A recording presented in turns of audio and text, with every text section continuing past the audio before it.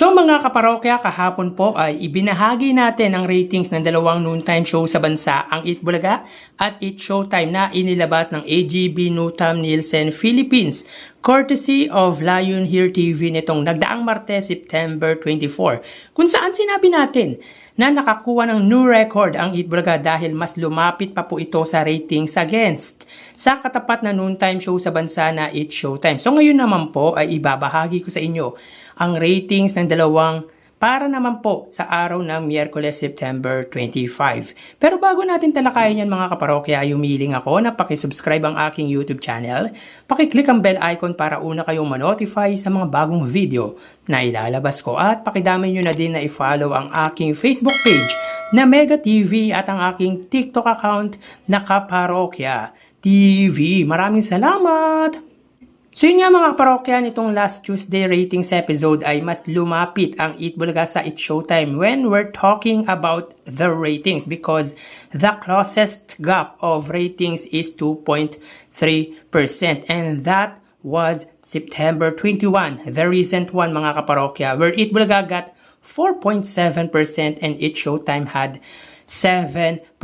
And also, August 24, when Eat Showtime got 6.6% and Eat Bulaga 4.3%.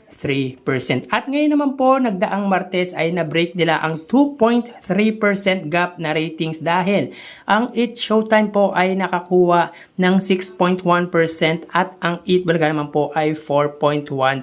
So, 2% na lang po ang inilamang or yung pagitan, bagay na pinakamalapit after September 21 and August 24 ratings episode. So dito din nakuha ng Eat Showtime ang pinakamababang ratings nito buhat ng maging noontime show ng GMA Network. Ang pinakamababa before 6.1 is 6.4%. So punta naman po tayo para naman po sa araw ng Miyerkules, September 25. Dito makikita natin ang Eat Showtime ay may 7.1%. So in fairness mga kaparokya, nakabawi po ang Eat Showtime after 6.1 performance, and they added 1% after that. Ang Eat Bulaga naman po ay may 3.9%. So unfortunately mga parokya, nabawasan po ng 0.2% from 4.1% performance last time around. So meaning positive sa Eat Showtime, negative naman po sa Eat Bulaga. But with this mga parokya, even though madlang people got positive and negative for Eat Bulaga, I could not say na panalo na po ang Eat Showtime. Yes, mataas po ang numbers na nakuha ng Eat Showtime, but not necessarily nawagi na po sila dahil meron po tayong average ratings na tinatawag kung saan ang Eat Showtime po ay may 8.4% TV ratings average at ang Eat Bulaga naman po ay may 4%.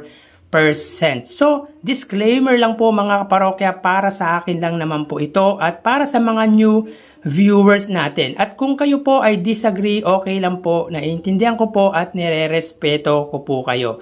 Ang basehan ko po dito ay dahil sa mga advantages ng Eat Showtime sa Eat Bulaga, tulad ng numbers of free-to-air TV stations ng Eat Showtime kung saan meron po silang 5 TV stations. Ito nga po ang GMA, GTV, A2Z, Kapamilya Channel, and All TV. Sa Eat Bulaga naman po, meron po silang 2 TV stations, ang TV5 at RP TV. Kung yung lawak lang ang pag-uusapan, GMA po ang advantage dyan dahil meron po silang malawak at malakas na signal.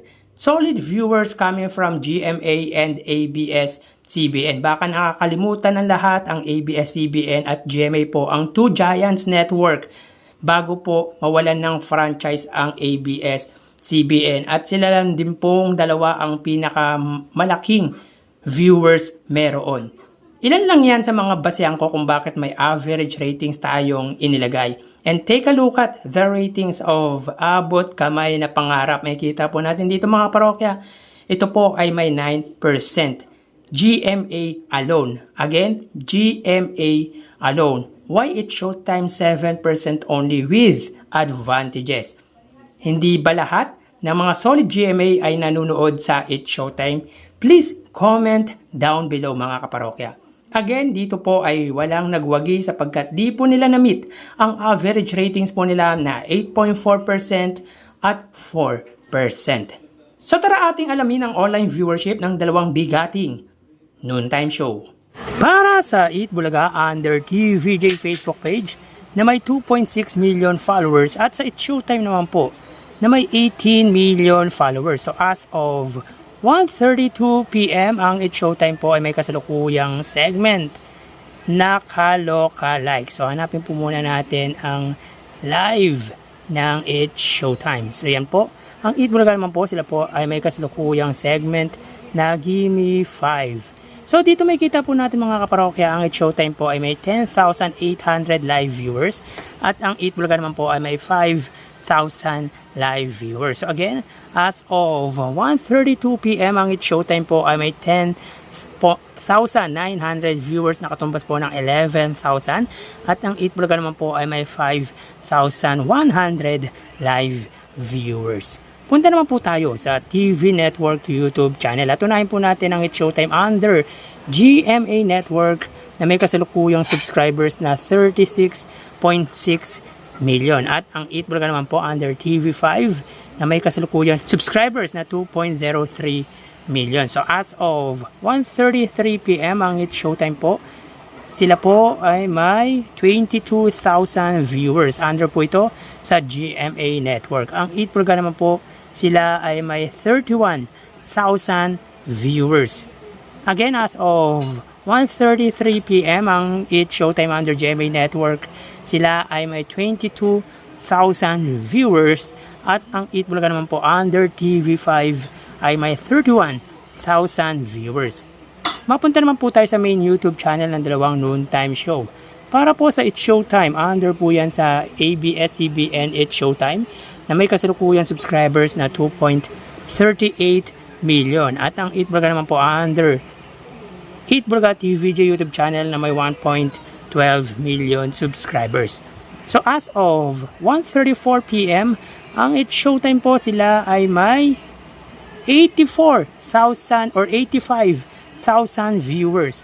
Ang Eat Bulaga naman po, sila ay may 84,000 live viewers. So again, as of 1:34 PM ang It's Showtime, sila po ay may 85 or 86,000 live viewers at ang Eat Bulaga naman po, sila ay may 84,000 live viewers. So bali ang total na nakuha ng dalawang noontime show ay, mga kaparokya, bago natin bigay ang total viewers ng dalawang noontime show ay humiling ako sa inyo na pakisubscribe ang aking YouTube channel.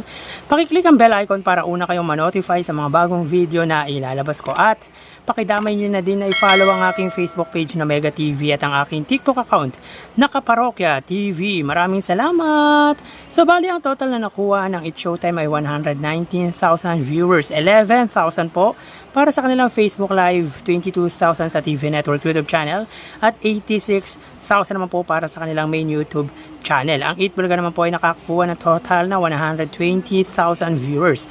5,000 dito ay para sa Facebook Live, 31,000 ay sa TV Network YouTube channel at 84,000 naman po sa main YouTube channel. So again, ang It's Showtime po ay may 119,000 total viewers at ang Eat Bulaga naman po ay may 120,000 total viewers. So yan po ang lumalabas sa kanilang online viewership as of 1:36 PM. At mamaya magbabalik pa po tayo sa uling bahagi ng ating online viewership around 2 PM to 2:10 PM. So yan po nagtatapos ang ating online viewership sa ikalawang yugto. Magpapaalam po muna pansamantala. Magsiingat po tayo mga kaparokya. Thank you and God bless.